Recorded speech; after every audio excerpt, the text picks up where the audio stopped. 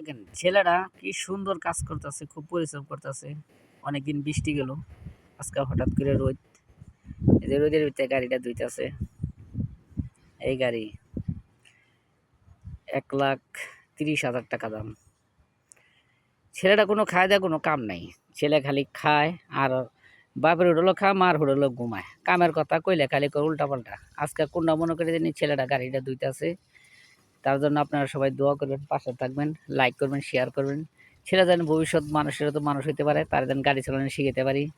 ছেলেটা বেদ্যপ আর কি, যাকে অস্তে অস্তে মানুষ হবো। কয়েকদিন পরে জুতা দিয়ে বাড়ি দিলেই ঠিক হয়ে যাবো গা।